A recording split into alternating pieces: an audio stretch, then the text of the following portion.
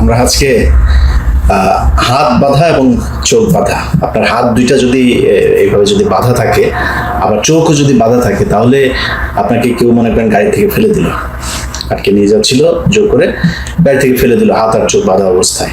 তো হাত যেহেতু বাঁধা, আপনি চোখ খুলবেন কিভাবে? এটা আপনাদেরকে আজকে শেখানো হবে।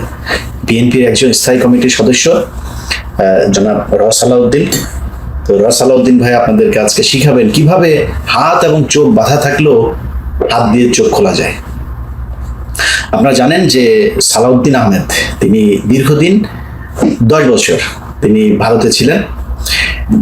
এই ভারতে থাকাকালীন আমরা মনে করি 1975 সালে ভারত শেখ হাসিনাকে নিয়ে যায়, সেখানে নিয়ে 6 বছর তাকে ট্রেনিং দেওয়া হয় এবং 1981 সালে তিনি আবার তাকে দেশে পাঠানো হয়। তারপর থেকে এই বাংলাদেশের যত অলক্ষী যা আছে সবকিছু এই দেশের উপরে ভর করেছিল এবং সবশেষ এই দেশটাকে ভারতের হাতে তুলেই দিয়েছিল শেখ হাসিনা, যার পুরো নজির আমরা গেল 15 বছরে দেখেছি। তো একই ধরনের ট্রেনিং এই সালাউদ্দিন আহমেদকে দেওয়া হয়েছে বলে আমরা মনে করি, এবং সেটা মনে করার পেছনে কতটা শক্তিশালী যুক্তি আছে সেটা আজকের ভিডিওতে আপনাদেরকে দেখাবো।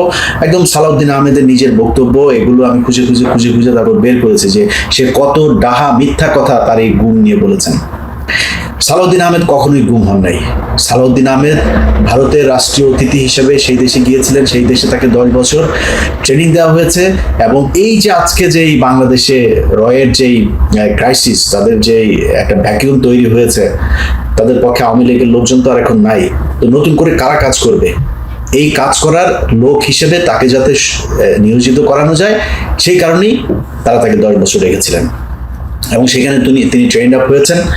এবং আসার পরে আপনারা নিশ্চয়ই দেখেছেন যে বেয়াদবের মতো ডক্টর মঈন খানকে টপকে তারপরে আপনার মাইক নিয়ে তারপরে তার কথা বলতে হবে। এই কথা তার না, এই কথা তাকে বলতে হবে। কারণ কি?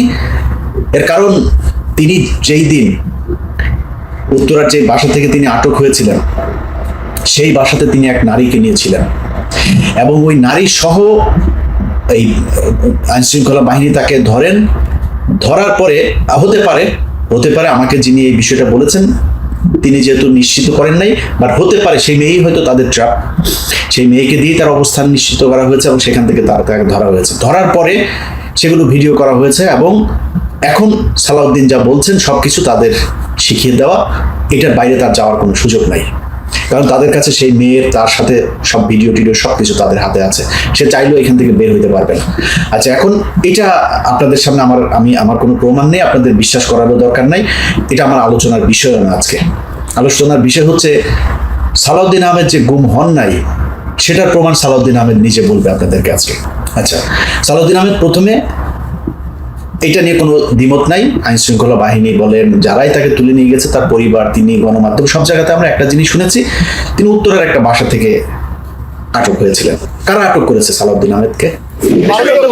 তারা কি কোনো কথা বলেছিল আপনার সঙ্গে নিয়ে আসার সময় গাড়িতে করে? এগুলো আমার সব চোখ কান বন্ধ ছিল, আমি জানি না। আচ্ছা, এটা খুবই যৌক্তিক একটা বিষয় যে ওনার যেহেতু চোখ হাত পা সব বাধা ছিল, যে কারণে উনি দেখেন নাই যে কারা তুলে নিয়ে গিয়েছিল, যেহেতু তারা পরিচয় দেন নাই। এবার চলেন আমরা গণমাধ্যম ওই সময় কি বলেছিল। তার পরিবারের বরাত দিয়ে গণমাধ্যমকে জানানো হয়েছিল যে তাকে ডিবি পরিচয় দিয়ে ডিবির লোকজন তুলে নিয়ে গিয়েছে। শুনি আমরা সেই নিউজের ক্লিপটা। 2015 সালের 10 মার্চ উত্তরার এক আত্মীয়র বাসায় অবস্থান করার সময় ডিবি পরিচয়ে সালাউদ্দিন আহমেদকে তুলে নেয়ার অভিযোগ করেছিলেন তার পরিবার। ওই বছরের মে মাসে ভারতের মেঘালয়ের শ্রীলং থেকে স্থানীয় পুলিশ সালাউদ্দিন আহমেদকে উদ্ধার করে। আচ্ছা, এখন ধরেন সালাউদ্দিন আহমেদ যেদিন ধরা পড়েন, ওই ধরা পড়ার পর থেকে আজকে পর্যন্ত, একদম যখন আপনি ভিডিও দেখছেন ততদিন পর্যন্ত বাংলাদেশের কোনো সংস্থা কিন্তু এখন পর্যন্ত স্বীকার করে নাই যে কারা নিয়ে গিয়েছে। বাট তিনি ভারতে গিয়েছেন, ভারতে তাকে ফেলে দিয়ে আসা হয়েছে শিলংয়ে। সো আমরা, এটা তো খুবই স্বাভাবিক যে ভারতীয় বাহিনী এটার সাথে জড়িত ছিল, কিন্তু বাংলাদেশের কোনো সংস্থা কিন্তু দেখা করেন নাই। তার মানে সালাউদ্দিন আহমেদ তাকে ধরার আগেই সালাউদ্দিন আহমেদ জানতেন যে তাকে ডিবি পরিচয় ধরা হয়েছে, কারণ সালাউদ্দিন আহমেদকে নিয়ে যাওয়ার পরে তার কেউ স্বীকার করে নাই। সো তার পরিবার জানলো কোথেকে? তার মানে তার পরিবার ওই ধরার সময় তারা পরিচয় দিয়েছিল যে আমরা ডিবি থেকে এসেছি। সালাউদ্দিন আহমেদ বলেছেন তিনি, তার চোখ কান খোলা ছিল, বাধা ছিল, তিনি দেখেন নাই কারা ধরে নিয়ে গেছেন। আপনাকে তো বাড়িতে থাকতেই তারা পরিচয় দিয়েছে ডিবি, তিনি সেটা অস্বীকার করেছেন। কেন অস্বীকার করেছেন? আরো কত কিছু অস্বীকার করেছেন, সেটা ভিডিওতে দেখবেন। আমরা যারাই আটক করুক এখান থেকে নিয়ে গেল, নিয়ে যাওয়ার পরে কি হয়েছে সালাউদ্দিন আহমেদকে একটা ভিডিওতে এক সাংবাদিক জিজ্ঞেস করেছিলেন, এরপরে কি হলো সালাউদ্দিন আহমেদ কি বলে শুনেন। ভারতে যাওয়ার বৈধ কোনো কাগজ দেখাতে পারেনি বিএনপির এই নেতা। পুলিশকে জানান ঢাকার উত্তরা থেকে অপহৃত হওয়ার পর তার আর কোনো কিছু মনে নেই। আচ্ছা, উত্তরা থেকে ওনারে ধরলো, এরপরে আর ওনার কিছু মনে নাই। আমরা এটা বিশ্বাস করি, উনি যেহেতু বলেছেন বিশ্বাস করি। এবার চলেন অন্য আরো গণমাধ্যমে উনি কি বলেছেন সেটা শুনি। কিছু আইন শৃঙ্খলা বাহিনীর পরিচয়ে সশস্ত্র লোক সাদা পোশাকে আমাকে তুলে নিয়ে যায়, চোখ বেঁধে হাত বেঁধে, এবং এমন একটা জায়গায় রাখে যেটার কক্ষের বর্ণনা আমি তো হবে, যার এক পাশে একটা নালার মতো ছিল, পানির ট্যাপ ছিল, একটা ছিদ্র ছিল যাতে প্রকৃতির ডাকে সাড়া দেওয়া যায়। রুফে একটা হাই পাওয়ার ভাল্ব, লোহার দরজা, নিচে খাদ্যদ্রব্য দেওয়ার জন্য একটা জায়গা একটু ফাঁকা ছিল। আচ্ছা দেখেন, কিছুক্ষণ আগে সে বললো সে কিছুই জানে না, কিছুই মনে নেই, উত্তর থেকে ধরার পরে আর কিছুই তার মনে নেই, বলতে পারবে না। আবার এদের কাছে বলছে যে তাকে কিভাবে কত ঘন্টা চালিয়ে গাড়ি চালিয়ে নিয়ে গেল সব তিনি জানেন। এই জায়গাতেও সমস্যা আছে। ধরেন আপনি যদি যখন একদম ট্রাফিক নাই, তাকে মেঘালয় রাজ্যের রাজধানী শিলংয়ে পাওয়া গেল, তো বাংলাদেশ তারা তো হেলিকপ্টারে নিয়ে যাওয়া হয়নি, গাড়িতে বাই রোডেই তাকে নিয়ে যাওয়া হয়েছে নিজস্ব গাড়িতে, একদম যখন ট্রাফিক না থাকে ওই সময় যদি নিয়ে যাওয়া হয় ঢাকা থেকে, তার যেহেতু পরিবার বলেছে ডিবি ধরেছেন, ঢাকায় ছিলেন, ঢাকা থেকে যদি আপনি সিলেট সীমান্ত পর্যন্ত যান তাহলে আপনার কয় ঘন্টা, 3 ঘন্টা 4 ঘন্টায় আপনার যাওয়া সম্ভব? তারপরে এটা আমরা খুবই মানে বড় বিষয় নিয়ে আলোচনা করার, আমরা এইটুকু মেনে নিলাম, নিয়ে যাওয়া হলো। মূল খেলা হচ্ছে নিয়ে যাওয়ার পরে তাকে ভারতে তিনাকে নিয়ে যাওয়া হলো, তিনি সীমান্তের ওই পার থেকে গাড়ি একটা ওই পারে আবার রেডি, ওই পারে থেকে নিয়ে গেল, নিয়ে যাওয়ার পরে তাকে ফেললো। তারপরে কি হলো? শিলং এর একটা জায়গা, চোখের কাপড় খুলে দেখলাম একটা সাদা জিপ গাড়ি চলে যাচ্ছে। কথাবার্তা শোনা হয়তো আমাকে মনে করলাম আমি মানসিক ভারসাম্যহীন, আমার কথা হয়তো তাদের বিশ্বাস হয় না, আমার পরিচয় তারা হয়তো বিশ্বাস করতে চায়নি জামা কাপড় দেখে, আমার অবস্থা দেখে। তখন তারা আমাকে একটা মানসিক হাসপাতালে নিয়ে গেল। আচ্ছা, এইটা হচ্ছে যে কোনো একটা গণমাধ্যমকে দেওয়া বক্তব্য যে তিনাকে সেখানে নিয়ে যাওয়া হয়, নিয়ে যাওয়ার পরে তাকে উদ্ভ্রান্তর মতো লাগছিল এবং লোকজন তাকে, তিনি তার পরিচয় দেওয়ার পরে লোকজন তার পোশাক আচার আচরণ দেখে খুবই স্বাভাবিক এখান থেকে টেনে হেসে নিয়ে যাওয়া হয়েছে, বর্ডার দিয়ে আবার কাঁটাতার পার হয়ে অনেক দূর হেঁটে হেঁটে তিনি গিয়েছেন, গিয়ে তারপরে লোকজন তারে দেখে চিনতে পারেন নাই, তাকে মানসিক হাসপাতালে নিয়ে ভর্তি করেছেন, রাইট? এটাই তো বললো, তাই না? শুনলেন, গাড়ি থেকে নামার পরে তিনি গাড়ি থেকে মানুষজন আসলো, এসে তারপরে তার হাত পা চোখ খুললো, খুলে টুলে নিয়ে মানসিক হাসপাতালে নিয়ে গেল। বিশ্বাস করলাম এটুকু। এবার চলেন আরেক জায়গায় কি বলেছে সেটা শুনি। যখন ওখানে ফেললো তখন আমাকে ওরা বলে যে ইউ আর ফ্রি নাও। তা আমি চোখ খুলে দেখলাম একটা আমার সামনে দিয়ে ওই গাড়িটা চলে গেল, সাদা একটা জিপ। তো পুলিশ এসে আমাকে নিয়ে গেল, ওখানে ভ্রাম্যমাণ পুলিশ টিম ছিল। তারা প্রথমে আমার শারীরিক অবস্থা, জামা কাপড় অবস্থা দেখে, আমার কথাবার্তা শুনে তারা আমাকে একটা হসপিটালে নিয়ে গেল, সিভিল হসপিটাল নাম। একটু আগে কি শুনলেন? ওনাকে মানুষজন এসে উদ্ধার করলো, কথাবার্তা বিশ্বাস না করে মানুষজনই নিয়ে গেল মানসিক হাসপাতালে। এখন আবার কি হইল? এখন আবার পুলিশ আসলো, পুলিশ এসে পুলিশ স্টেশনে নিয়ে গেল, তারপরে নিয়ে গেল হসপিটাল, মানুষজনের কোনো নেই। আচ্ছা, আরেকটু বক্তব্য শুনি, আরেকটু ইন্টারেস্টিং বক্তব্য আছে, সবচাইতে গুরুত্বপূর্ণ বক্তব্য যেটা, ওনাকে গাড়ি থেকে নিয়ে যাওয়ার পরে মানে নামানোর পরে কি হলো এবং সাথে সাথে কি হলো শুনুন একটু। 5-6 ঘন্টা জার্নি করি একটা গাড়িতে করে, ওই একই চোখ বাঁধা হাত বাঁধা অবস্থায়। তা আমি চোখ খুলে দেখলাম একটা আমার সামনে দিয়ে ওই গাড়িটা চলে গেল, সাদা একটা জিপ। আর আরেকবার এটা আমরা আরেকবার শুনি, এই কথাটুকু আরো একবার শুনি। 5-6 ঘন্টা জার্নি করি একটা গাড়িতে করে, ওই একই চোখ বাঁধা হাত বাঁধা অবস্থায়। তা আমি চোখ খুলে দেখলাম একটা আমার সামনে দিয়ে ওই গাড়িটা চলে গেল, সাদা একটা জিপ। আচ্ছা, এই যে বক্তব্যটা দুইবার শোনার কারণ কি জানেন? ওনার হাত বাঁধা, চোখও বাঁধা। আচ্ছা, হাত বাঁধা, ওনাকে ফেলে দিয়ে গেল, তা আপনি চোখ খুললেন কেমনে? আপনার হাত তো বাঁধা, হাত দিয়ে তো আপনার চোখ খুলতে হবে, আপনি হাত বাঁধা, আপনি চোখটা খুলে ফেললেন, এটা কি সম্ভব? এইভাবে পুরো এই যে গুমের ঘটনায় সবকিছু মিথ্যা বানোয়াট কল্প কাহিনী সাজিয়ে নিজে ভিকটিম রোল প্লে করেছেন। পুরো ঘটনাতে তিনি এই যে ভিকটিম সেজেছেন, তিনি আসলে কিছুই না। এটার আইনগতভাবেও যে আমি যা বলছি সেটা হচ্ছে সত্যতা আছে, এটা প্রমাণ করি। চলেন আমরা সালাউদ্দিন আহমেদকে ধরে নিয়ে যাওয়া হয়। আচ্ছা, আপনারা যারা ভারতে গিয়েছেন তারা তো জানবেনই, যারা এই ধরনের বিপদে পড়েছেন তারাও জানবেন। আপনি যখন এই মানে ফরেন অ্যাক্ট তাদের যেটা আছে সেই অ্যাক্টে আপনি যখন করবেন মানে আটক হবেন, আপনার হাত করা পড়ার সাথে সাথে প্রথম কাজই হবে হাত করায়। আপনি সালাউদ্দিন আহমেদকে নিয়ে ইউটিউবে সার্চ দেবেন, নিউজগুলো দেখবেন, কোনো জায়গায় সালাউদ্দিনকে কোনোদিনও হাত করা পড়ানো হয়নি। সব কটা জায়গাতে সুন্দর সাদা পাঞ্জাবি, চেহারা তো সুন্দর, প্লে বয়, চকলেট বয়, তো মোটামুটি কিন্তু কোনো জায়গায় তার হাত করা পড়ানো হয়নি। কি সুন্দর জামাই আদর করে তারপরে নিয়ে গেল। আচ্ছা, আমরা বিভিন্ন গণমাধ্যমে খালি শুনলাম যে সালাউদ্দিন আহমেদের বিচার চলছে, ট্রায়াল চলছে, এরপরে কি হবে। তারপরে কি হইল? মানে সালাউদ্দিন আহমেদ ভিসা নিয়ে যান নাই, পাসপোর্ট নিয়ে যান নাই সাথে করে, তিনারে জোর করে ডিবি ধরে বা বাংলাদেশের র্যাব বা কোনো একটা সংস্থা ধরে ওই দেশে পাঠাই দিলেন, তিনি ওইখানে পড়ে থাকলেন, কোনো কিছু তো নাই। তাহলে এটা তো অপরাধ। সে অপরাধের জন্য আপনার একদিনও জেল হবে না। সালাউদ্দিন আহমেদের কি কিছু হয়েছিল? শুনুন, আমরা শুনি যে কি হয়েছিল তার। অবশেষে শুক্রবার বিএনপির এই নেতাকে নির্দোষ ঘোষণা করে মামলা থেকে বেকসুর খালাস দেন শিলং আদালত। আচ্ছা, সালাউদ্দিন আহমেদ বেকসুর এই যে খালাস পেয়ে গেল, কেন পেয়ে গেল, কিভাবে পেয়ে গেল? আমার এক ছোট ভাই, আমাদের এক সাংবাদিক, ওর নাম হচ্ছে আহাদ। তো আহাদ সময় টেলিভিশনে কাজ করতো এক সময়, এখন ও এখানে থাকে। তো ও আমাকে বললো যে ভাই এই ব্যাপার, আমি সেখানে গিয়েছিলাম। আমি ওর আইনজীবীর কাছে যখন সাক্ষাৎকার নিলাম, ওর আইনজীবী বললো যে এইখানে এই মামলায় 3 থেকে 5 বছরের নিচে সাজা হবে না, এটা ওকে খাটতেই হবে, আমাদের এখানে কিছুই করণীয় নাই। যেহেতু উনি ইমিগ্রেশন পার হন নাই, সো এটা অপরাধ, এখানে অন্য কিছু করণীয় নাই। কিন্তু সময় টিভি সেই নিউজটাও আছে, আমরা একটু নিউজটা শুনি। ভারতে অনুপ্রবেশের অভিযোগে ফরেনার্স অ্যাক্ট 1946-এর 14 ধারা অনুযায়ী মেঘালয় আদালতে বিএনপির যুগ্ম মহাসচিব সালাউদ্দিন আহমেদের সর্বোচ্চ 5 বছর কারাদণ্ড হতে পারে। ভারতে অনুপ্রবেশের দায়ে ফরেনার্স অ্যাক্ট 1946-এর 14 ধারা অনুযায়ী সর্বোচ্চ 5 বছরের শাস্তির বিধান রয়েছে বলে জানান রাষ্ট্রপক্ষের কৌঁসুলি।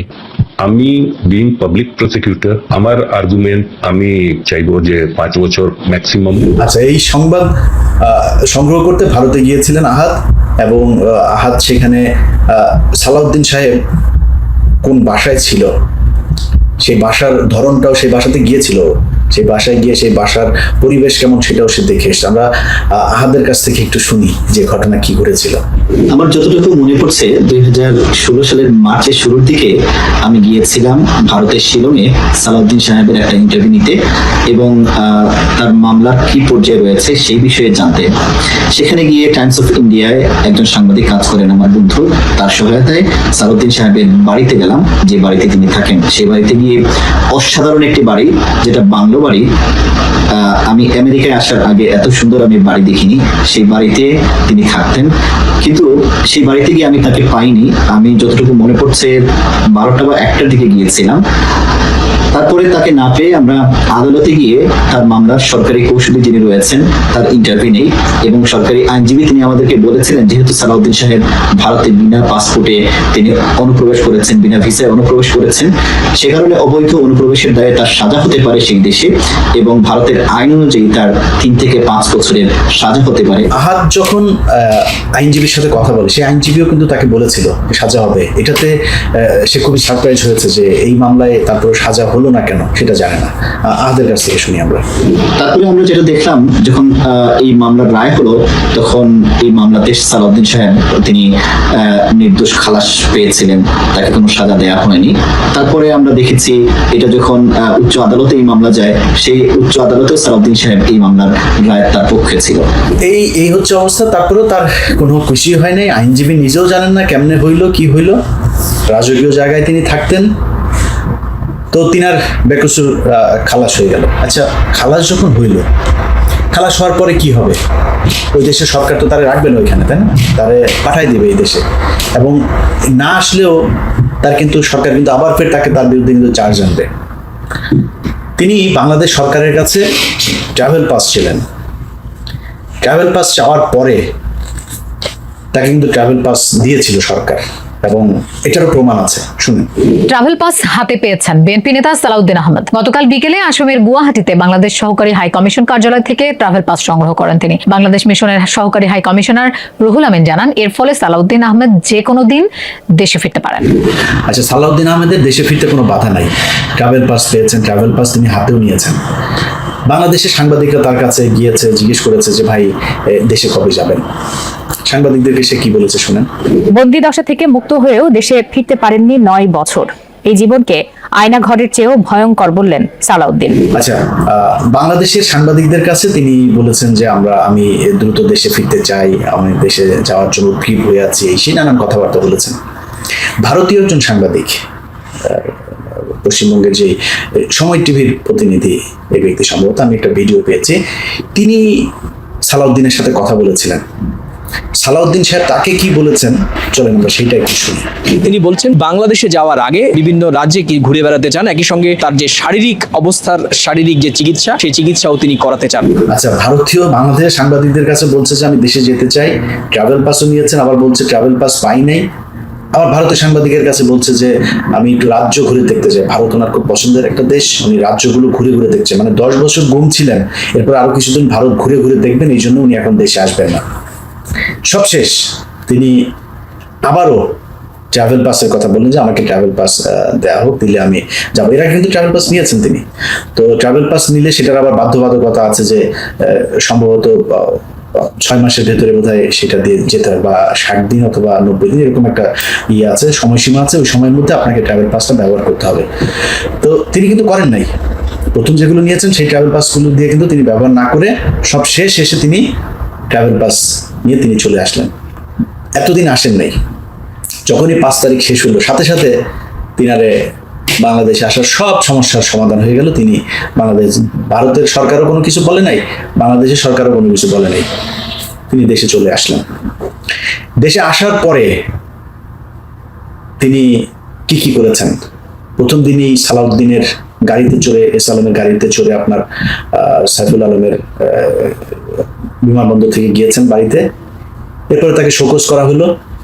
শোকজ করার পরে তিনি বললেন তিনি জানেন না, কিছু বুঝেন না ভাই, ওনারা যে আনতে গিয়েছে সে একটা গাড়িতে উঠেছেন, মানে ওনাকে কেউ একজন বলেছে আর চট করে উনি ওই গাড়িতে উঠে বসে বললেন, উনি কিচ্ছু জানেন না। এই বক্তব্য আপনারা দেখেছেন তিনার ব্যাপারে। রোববার কক্সবাজারে এস আলম মালিকানাধীন গাড়িতে চড়ে সংবর্ধনা নিয়েছেন বিএনপির স্থায়ী কমিটির সদস্য সালাউদ্দিন আহমেদ। আমার পক্ষ থেকে আমি জানতাম যদি যে এই গাড়ি কোম্পানির কথা, তাহলে হয়তো আমি সাবধানতা অবলম্বন করতাম। উনি ছোট মানুষ, বাচ্চা ছেলে, উনি জানেন না কার গাড়িতে এসছেন, কিভাবে এসছেন। উনি মাপ চেয়েছেন, মানুষ মাপ করে দিয়েছে, সব শেষ হয়ে গিয়েছে। এই যে বাসাটা গুলশানের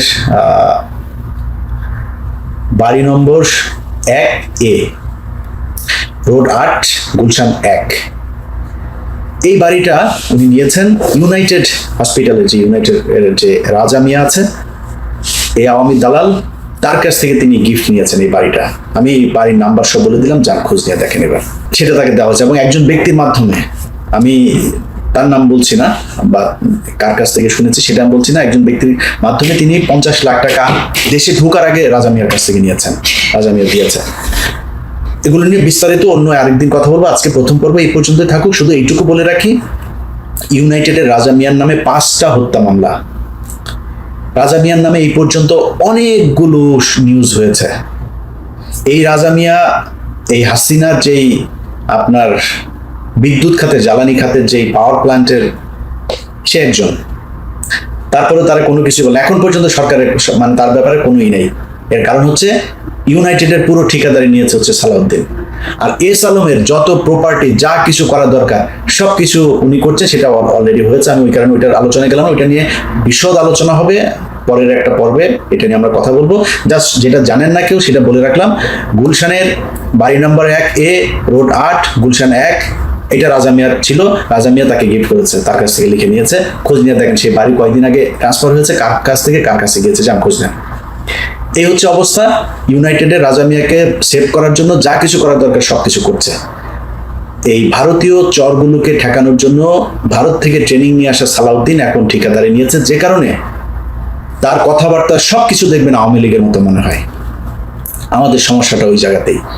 ভাই মাগি নিয়ে ধরা খেয়েছেন, ভিডিও আছে, আল্লাহর রাস্তে মাপ চান, আমরা মাফ করে দেবো। এখানে কেউ বাইতুল মোকাররমের ইমামতির জন্য দিতে আসে নাই, কি বলে ভাইবা দিতে আসে নাই, আমরা মাফ করে দেবো। আপনি পলিটিক্স করেন, আপনাদের মোটামুটি সব কটারই আলুর দোষ আছে, এটা লজ্জার কিছু নাই। ভাই বললেন সবারই আছে, ভিডিও কিন্তু সবারই আছে, সবাই মিলে একসাথে বলেন যে ভাই আমাদের টুনটুনির ছবি রয়ের কাছে আছে, বাবা তোমরা যদি ভবিষ্যতে দেখো আমাদের মাফ করে দিও, আমরা সবাই মাফ করে দিব।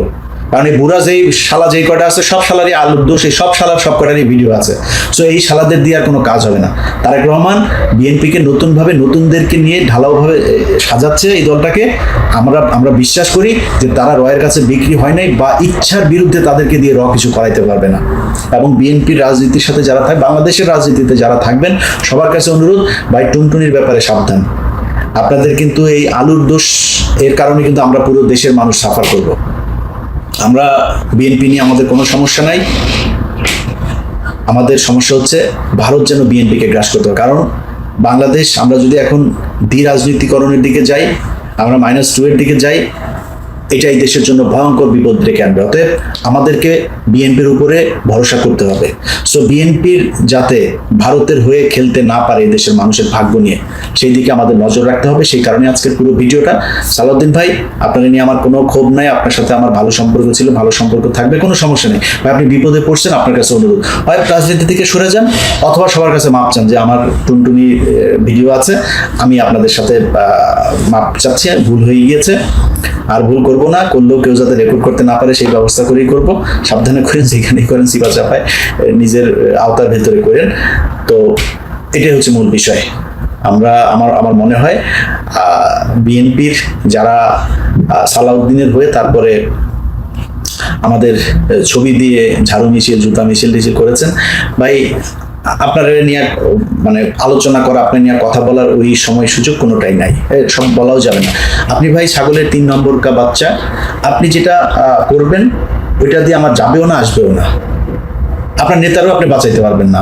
আপনি এগুলি করে একটু চামচামি করে নিজের ওই আলু রুটি চাল টাল এই হাবিজাবি যেগুলো আসে, পিডিএফ কার্ডমার্ট, পিজিএফ কার্ডমার্ট আছে না, এগুলো একটু ভাগ টাগ পাবেন, চাঁদাবাজি করার সুযোগ পাবেন, গার্মেন্টসের ঝুট মুট হাবিজাবি এগুলো নিতে পারবেন, এগুলি পাবেন। তো এগুলির জন্য আপনি আপনারটা করেন, কিন্তু আপনি যিনি বিএনপি করেন, আপনি যদি আমার শত্রু মনে করেন সেটা একান্ত আপনার ব্যাপার। আপনি আমার বন্ধু মনে করেন, এটার জন্য আপনার যায় হাতে পায়ে যায় ধরবো, আমার দরকার নেই। কিন্তু আমরা বিএনপির বিরুদ্ধে না। বিএনপিকে যারা ভুল পথে নিতে চায়, বিএনপিকে যারা ভারতের ক্রিয়ানক হিসেবে ভারতের হয়ে কাজে লাগাইতে চায়, আমরা তাদের বিরুদ্ধে, এবং তাদের বিরুদ্ধে কথা বলেই যাও। এটার জন্য বিএনপির সব যদি আমার বিরুদ্ধে যায়, আল্লাহর রাস্তায় মাফ করে দেন, কিচ্ছু করার নাই। আমার এই জায়গায় আমি আমার বাপেরও ছাড়বো না ভাই। আমি জানি সালাদ